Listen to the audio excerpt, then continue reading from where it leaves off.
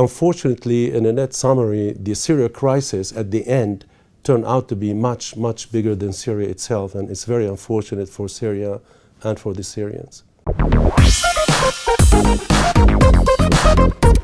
Elias, you've been to the studio a number of times, and we have previously discussed the Syria crisis. Now, this crisis has been going on for 5 years, and it seems there's no real resolution in sight. So I think the fundamental question is, why has this been going on for so long, and it's cost hundreds of thousands of lives? First of all, thank you for inviting me again. It's always a pleasure to be here at Dukoscopy. You're absolutely right. This is a crisis that has gone on way too long, cost hundreds of thousands of lives. As a matter of fact, it is estimated that about 400,000 to 500,000 people have been killed, and unfortunately, many of them are children, women, and old people. So it started basically with a small peaceful demonstration in a city of Daraa, and the police came with brutal force and basically live ammunition killed few people. So that basically triggered a snowball effect, and you had many demonstrations across the country. The regime dealt with that basically with brutal force, using all kinds of, from live ammunition to tanks to barrel bombs to chemical weapons and so on. Now, the critical issue here is that the regime belongs to the Alawite sect, which is an offshoot of Shia, while the majority in Syria are Sunni Muslims.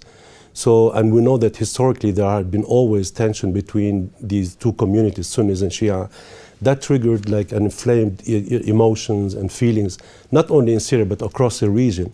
And suddenly, before you know it now, countries, the Sunni countries in the region came to help the rebellions against Bashar al-Assad. In the same time, on the other hand, you had Iran, with a Shia Muslim country. They came to help Bashar al-Assad. So this has started to be kind of a complicated regional issue. And before you know it, the big boys came to town. You have the US got involved, Europe got involved, Russia got involved. So the Syria crisis, unfortunately, became like a multifaceted situation with many moving parts. Eventually, we lost track who was fighting in Syria, how many rebels, how many groups, and so on. And unfortunately, that cost, as I said, many lives, and became too complicated to understand or to control. And this is why, even now, when Aleppo falls, if people think that would be the end of the war, I don't really think so. Unfortunately, because of the complexity of the environment, it will linger on in one way or the other. And we're seeing some really harrowing images come out of Aleppo, and also throughout Europe we've seen some harrowing images of the refugee crisis. Now, I think another issue is how much of the refugee crisis is from the conflict in Syria? Very good question, very good question. Well, to put things in perspective, there's about 65 million refugees worldwide. Now, Syria has been by far the biggest driver of refugees and migrants in recent years. Now, it's estimated that about 11 million Syrians have been displaced. About 6 million of those within the country and 5 million outside the country. In the neighboring countries between Turkey, Jordan, and Lebanon. As a matter of fact, in Lebanon, this small country, they have the highest per capita number of refugees worldwide. And basically, it's all because of the Syria crisis.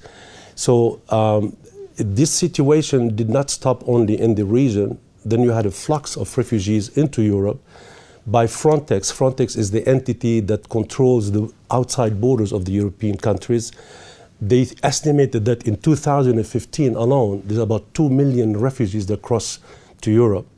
Now, of course, Germany got the most of these refugees, while the rest were scattered throughout Europe. And this inevitably, especially with Angela Merkel's open arms policy, inevitably it invited other people than the Syrians to come, to answer your question. So you had Afghan coming, Iraqis coming, Eritreans coming, a number of also from a number of the African countries. So suddenly Europe was flooded with refugees, and we all have seen images. And that created big tension within the European countries, to a point where some countries said, we want to let go of the Schengen Agreement, want to close borders and so on. At the same time, even the financial burden, it became big, because billions of dollars Europe had to pay to contribute toward dealing with this crisis. Turkey alone actually got paid $3.5 billion, euros actually, to stem the flow of refugees. So in terms of politically, it was really very costly to Europe. Financially, it was very costly. Also socially, we heard that even there has been tension in different communities, throughout Europe because of the refugee crisis. So unfortunately, it had a big major impact on all levels, political, economical, and social. Actually, the Brexit, I would bet that the refugee crisis also had something to do with the Brexit vote, and that has a big impact on Europe. Absolutely. And so we've spoken about the political and social impact it's had on Europe, but also on the Middle East. So what's been the geopolitical and possible geopolitical impact on the rest of the Middle East around this issue? Clearly, there has been a major impact on the region. Actually, from my perspective, as if the region has been turned upside down. Suddenly now you have new players, new alliances, new patrons in the region, and the patrons who basically call the shots in the region of the last 40 years or so have been either weakened or out of the game, and that includes countries like the US and Saudi Arabia. So you have now new patrons in town, mainly the Russians and the Iranians.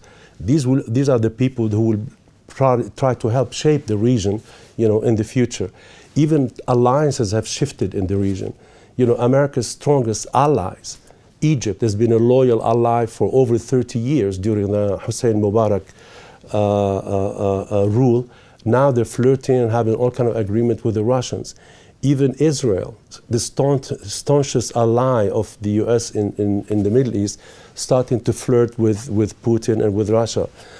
Look what's happening also with Turkey, a major player in the region.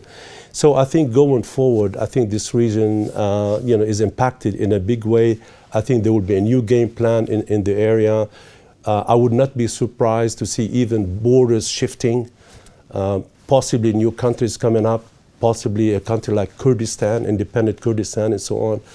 So unfortunately, in a net summary, the Syria crisis at the end turned out to be much, much bigger than Syria itself, and it's very unfortunate for Syria and for the Syrians.